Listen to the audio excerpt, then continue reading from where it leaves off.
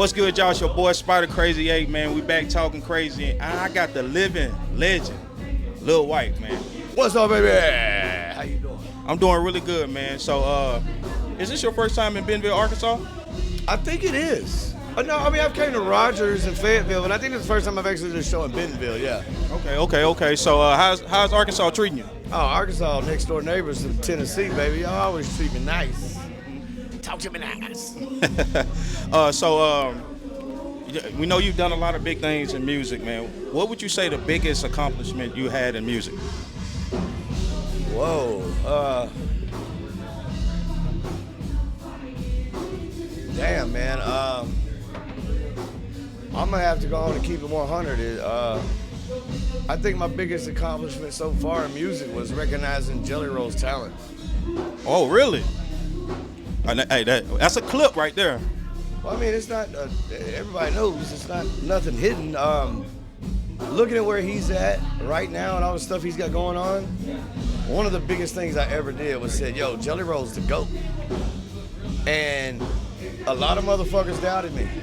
Obviously, doubt me now, motherfucker. Now, a lot of people just, it took a while to grow on them. And once they did, the whole world listening to Jelly Roll right now. I mean, he up in Senate in the Capitol building and shit, so I think that was,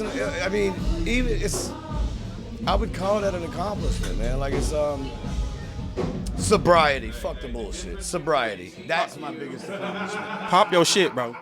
Sobriety is my biggest accomplishment. Let me go on, no offense, Jelly, but I gotta take that back. That's my biggest accomplishment in life. Jelly and music for sure. But just signing to 3-6 Mafia at 17 was a blessing. You know what I mean? I've been around for a minute now, so just to still be rocking too, to still be rocking. That's what I love. That's a really good point on all those. So you've done so much, man, and when you get big accomplishment after big accomplishment, how do you stay hungry? I think I've just got this natural, I know everything's gonna be all right mentality. You know what I'm saying? I don't question stuff no more. My wife would cuss me out for saying this, but I don't think about money. She's the boss. She runs everything. And as long as I know she's in charge, I don't think about money. I don't think about a lot of stuff, man. I just sit back and let it roll, man. No, that's a good space to be in. Comfortable or feeling insurance. You know life is gonna be great. Let's talk about your music. All right, so music is obviously different from when you started, right? Yes, it's so different. Do you like this new way? Do you like is there some things in this way that you like in comparisons? What would you say the biggest difference is? And I know it's a lot, but let's get into it. Talent. Oh shit. Talent.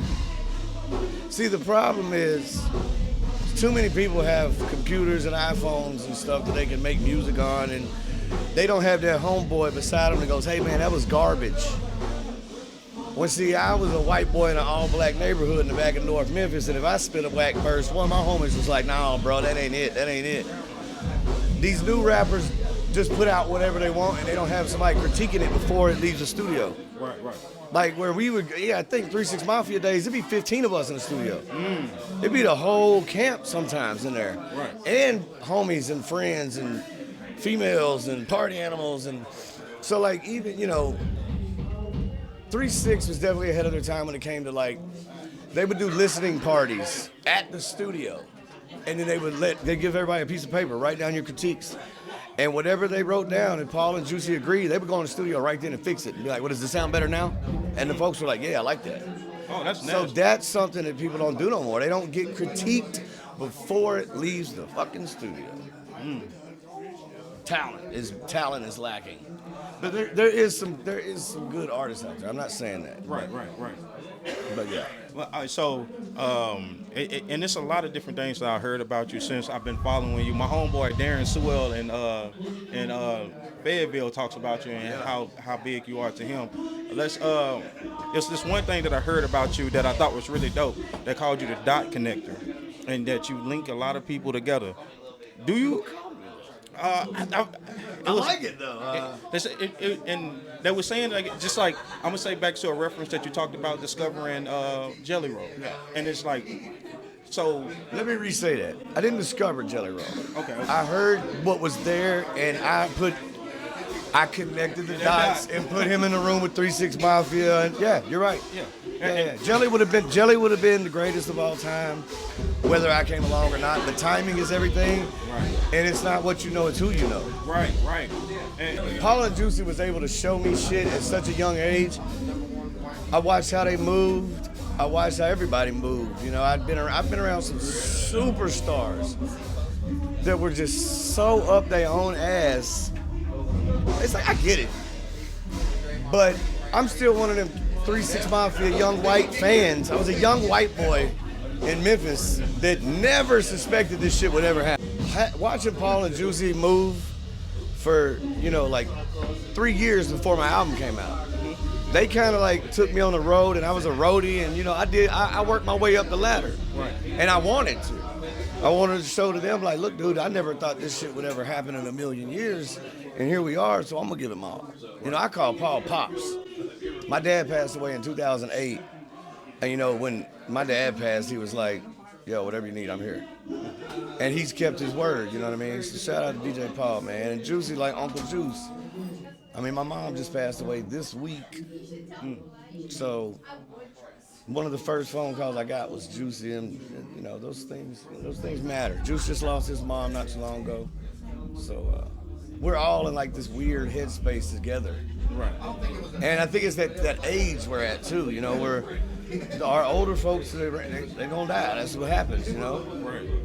But it's very easy to be humble when the fans are so cool. That's okay. I like that. I'll go out there right now and kick it with everybody. Right. Yeah, I seen you do that. Like, I'll do it. Right. Because I don't feel a threat in a room full of my people. Right. So why not be humble? Don't be a dick. These people have fed my babies for the last 20 years. That's what's up. You can't be rude to somebody who puts food on your plate. No, never. I break bread with motherfuckers. Yeah. Yeah, I think that's where the humble comes from. Well, look, man. This has been a super dope interview, man. A lot of information. Last question. I always end with this. When you started, did you think that you would be the big superstar that you are today? I've never looked at myself as a superstar. I've always looked at myself as like an underground, like king. You know what I'm saying? I'm definitely I'm an underground vet for sure. But to answer the question, yeah, I knew it was coming. You can feel it. I felt it at 15, 16 years old, beating on the lunchroom tables with the seniors varsity football team watching me when I'm in 9th grade. Yeah. You know, I had a fan base in high school. Right. Okay. So, they still rock with me to this day. Shout out to West Side High. West Side. But yeah, man, like I knew it, and y'all ain't even seen shit yet. Oh shit. Okay. 20 years in, I'm only 40. Still got another 20 years of me, baby. Okay, so we got some new music dropping soon. Very new music. Me and Justin, Who the Fuck Is Justin Time versus Lil Wyte. Album drops next month. We've dropped 2 singles off of it so far. The first one's got Jesse Howard, A New Breed, called Takes One to Know One. Second one we just dropped this past week. It's got Juicy J on it, straight rock track called Live It Up. Y'all go get that. New music coming. Even though I'm sober from alcohol, I'm still doing White Lightning, Moonshine. It's coming I'm not out. sober. He's not. He's never gonna be sober. I passed the torch to him anyway. Okay. And I got 2 strains. 2 strains of some really good sticky icky right now. That we're Oh working shit. on. Okay. White Berry and White Runts. And I just partnered with Lincoln Gas Supply out of Tulsa in the dispensary. So There's some really good stuff out that way, man. oh yes, the best, baby. Okay, man. 1007 East Archer Street if you're ever in the Tulsa, Oklahoma area. Tell All them right. Lil Wyte sent ya. All right, man. This is Lil Wyte on Spidacrazy8, man. Amazing interview. Y'all make sure y'all get ready for the new music drop and check out them weed strands, man. It's crazy.